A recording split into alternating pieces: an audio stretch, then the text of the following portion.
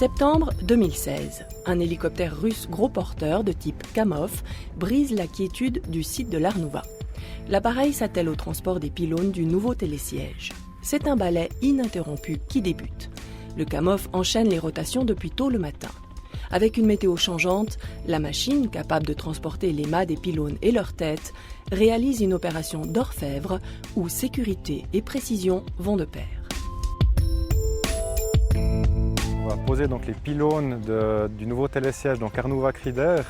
On va poser 15 pylônes, du numéro 2 au numéro 16.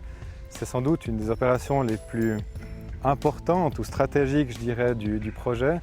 La difficulté principale, la première chose, c'est la sécurité. Je crois que c'est l'élément clé de tout le projet. Donc on va s'assurer que tout se fasse dans des bonnes conditions de sécurité. Aujourd'hui, il fait grand beau. Demain, ils annoncent une météo qui est beaucoup plus maussade. Donc c'est vrai que c'est un souci à ce jour, si on veut bien. Mais de manière générale, c'est vraiment le bon déroulement du projet.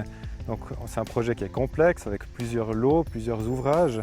Et puis on doit en fait coacher la totalité pour être sûr que tout roule et puis qu'on soit prêt à Noël, qui est quand même l'objectif ultime de mon rôle en quelque sorte.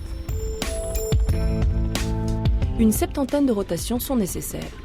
La machine est à même de soulever des charges jusqu'à 3800 kg, alors qu'un hélicoptère standard peut en transporter entre 750 et 800.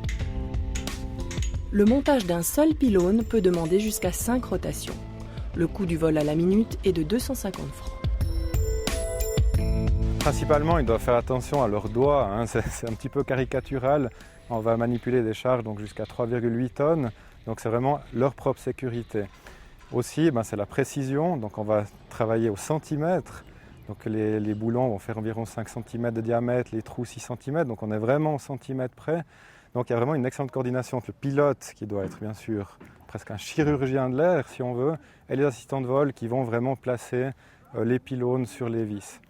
Ensuite, c'est la rapidité. Une machine comme ça coûte cher, donc on doit travailler vite, mais sans stress. Et c'est là toute la difficulté de ne pas aller trop vite et puis d'avoir un accident. En fait. En regard du timing serré, le planning des travaux est optimisé.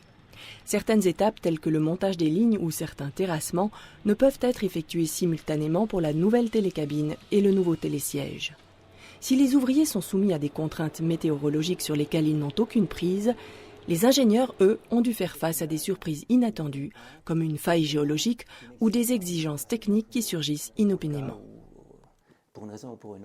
Alors effectivement, on commence les travaux de terrassement, puis on tombe à un moment donné sur une espèce de faille qu'on découvre petit à petit, qui traverse toute la gare aval du télésiège.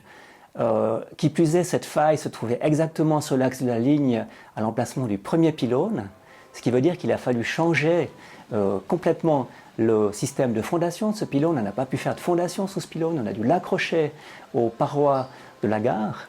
Donc ça veut dire une remise en cause du projet, la recherche d'une solution technique valable et puis finalement sa réalisation sur le pouce. Donc une autre difficulté qui nous est arrivée en cours de travail, c'est que finalement, pour ce type d'ouvrage, il s'est avéré que l'OFT, donc l'Office fédéral des transports, demandait une expertise parasismique d'une gare souterraine, ce qui est quelque chose de rarissime dans la profession, pour ce genre d'ouvrage. Et il a fallu donc tout d'un coup se livrer à des expertises parasismiques, de pression de sol sur les murs, quelque chose d'assez compliqué qu'on a pu par chance régler dans les délais et puis fournir les solutions qui étaient nécessaires. La gare de départ de ce nouveau télésiège est enterrée. Elle se trouve en contrebas de la piste de ski. Le choix définitif de la position de cette dernière a été sujet à beaucoup de discussions de la part des ingénieurs. Moi, je pense que c'est ce qu'il y a de plus performant, oui. D'autre part, le choix de la gare souterraine de départ du télésiège était judicieux pour CMA pour des raisons de circulation des skieurs, de place. Et maintenant, ça s'intègre très très bien dans l'ouvrage, dans la situation. Et c'est un ouvrage remarquable, oui. Retour sur les pistes de ski. C'est un jour important. L'équipe technique va dérouler le câble du télésiège. Un défi de taille, sachant que ce dernier pèse à lui seul 36 tonnes.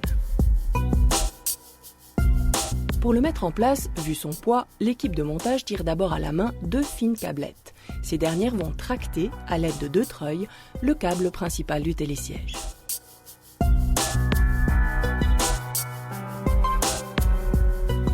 En une journée, les 3,6 km de câbles sont mis en place. Reste à réaliser l'épissure. Cette opération consiste à appondre les deux extrémités du câble. On relie les deux bouts de câble afin que ça fasse juste un câble continu, quoi.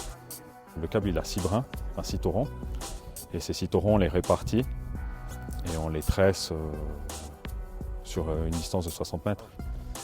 Et puis on fait ça justement pour qu'il ait une forme continue qui ne change pas de diamètre. Après 9 mois, comme planifié, les travaux sont terminés dans les délais. Un défi de taille relevé par tous les ouvriers et ingénieurs mobilisés pour cette réalisation.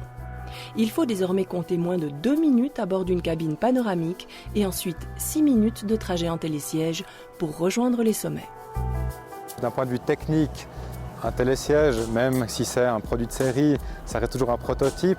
Donc techniquement, on n'a pas eu de gros soucis, donc on est très content de ce côté-là. Et puis d'un point de vue de l'exploitation pure, on a fait des journées jusqu'à 12 500 passages, ce qui est assez extraordinaire pour une première saison. On a réussi, on a reçu l'autorisation le 21 décembre, on a ouvert le 24, on a passé un premier hiver qui correspondait tout à fait aux espérances, donc ouais, de la fierté, je pense que c'est le bon terme.